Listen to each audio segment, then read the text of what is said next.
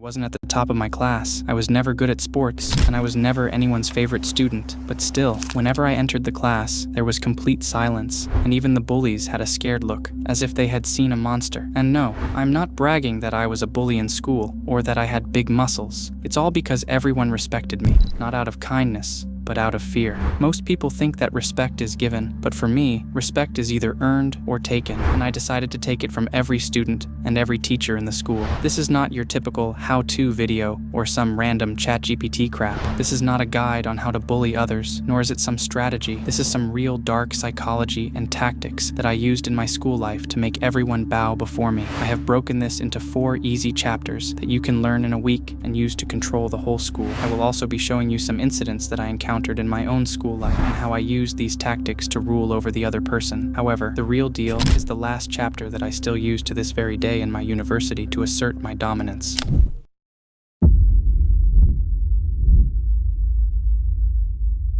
Whenever I was in school or college, I noticed that everyone would laugh when someone cracked a joke, and they would answer quickly if a teacher asked them a question. In fact, I noticed that I was just like them, trying to fit in and laugh even when the jokes sounded stupid. That's when one day, I decided to do things completely differently. Whenever someone cracked a joke, I wouldn't laugh or even smile. When they said something funny, I didn't respond. This made them confused, and they wondered, did I say something wrong? Was I being too stupid? Is he looking down on me? The moment they start questioning their actions, you have gained 70% control over them. From that moment on, they will try their best to satisfy you, to make you laugh, but their overthinking will damage their own mind. Silence makes people twitch because they can't handle it. That's why they try to fill the air with more stupid statements. However, I started using silence as a weapon, which gave me control. I remember that one day, the teacher asked me a question. I stood up calmly and stayed silent. I stayed silent for 3 seconds, and everyone thought that I had no clue what was going on. Some of those jokers even started laughing, but after 3 seconds, I gave my answer. Everyone went on airplane mode, and even the teacher's mouth was left open. That's why you need to start using this from today. Whenever someone calls you, pause for a while and then speak. If someone is being stupid, stare into their soul to make them question their existence. Also, I need you to use a maximum of 15 words to answer any question. This will make you even more mysterious when you leave gaps for the other person. Believe me, at first, you will think this is weird, but once you try it, you will realize that you don't need to be the loudest in the room. Your classmates will second guess their jokes, they will lower their voices,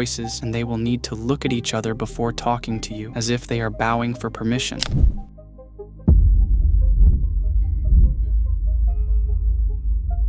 Every time someone walks into a room, they try to cover their flaws, but you should walk in as if you are looking for their cracks. Watch closely what they say and how they react. Who always defends themselves after they are teased? Who is looking for approval after cracking a joke? Who talks over others, loudly, and fakes confidence? Just observe. You don't need to react instantly. You strike when nobody is around. Just you, the other person, and their dark truth. Also, you don't need to over-explain anything. Just say a one-liner like, "You are acting too hard to impress others," or "You laugh too much for someone who's insecure." After that, walk away and be silent. I can guarantee that they will think all night about what you said. Next time you meet that person in a gathering, they won't be the same. He will look at you and instantly change his eye contact just to avoid you. You have asserted your dominance, and they will be quieter when you're around. People can call it bullying, but I call it being weak. You can use the same tactic for your teachers. I remember that my math teacher had an affair with one of the teachers from the staff, and one day I caught them red-handed. The female teacher didn't see me, but the math teacher did. After that, he confronted me in rage and tried to exert dominance by saying that he would get me expelled, but I stayed silent and smiled. I replied that I don't care about being expelled, but I will make sure that everyone gets to know your disgusting intentions. The moment I said this, he let go of my collar and sweat popped out of his forehead. From that moment on, he never made eye contact with me and always supported me. This is the power of exploiting their weaknesses. But you haven't become the king of the high school just yet. First, you need to get close to him.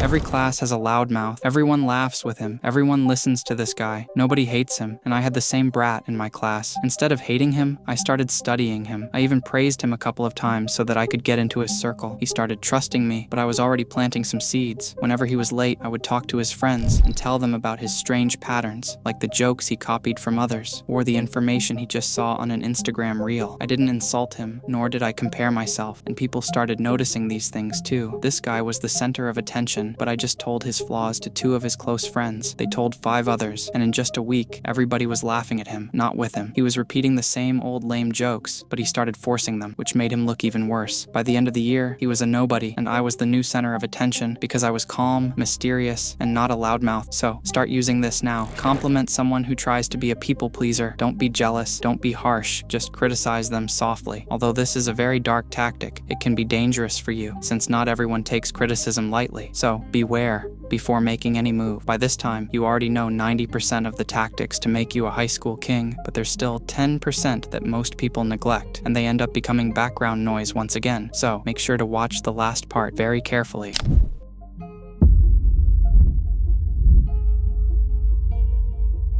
People expect you to do 2 things, either follow them or rebel. Well, you don't need to do either. You don't need to follow the rules, nor break them. You just need to play dumb. There's a topper in your class, right? He always gets good marks, acing every paper, every quiz, and every presentation. Then there are those called the backbenchers. They don't study, they don't care, and they are dumb as hell. Now, what you need to do is be the topper while acting like a backbencher. If you have a quiz tomorrow, but it doesn't count much, prepare it well, but leave some mistakes in it. You act average, and everyone thinks that you really are an average student. You know the answer to the question, but you don't give it. You doodle in class. But when it comes to the exams, when it matters the most, you strike clean, with precision and accuracy. I remember back when I was in college, I had a friend who would always get lower marks than me. I would be in the top 5, and he would be in the bottom 5. Fast forward to the final year exams, he kicked my butt in the finals and scored even more than me. He was acting dumb while playing everyone else. That's what you need to do. Be the friend who says, I didn't study, but still aces the exam. Study when it matters the most, because this way, people will think that you are even smarter than the rest of the class toppers, who always study, yet don't even come close to you. They will come to you for tips, tricks, and even ask for your help. Teachers also like students who don't brag, show off, and just land the finishing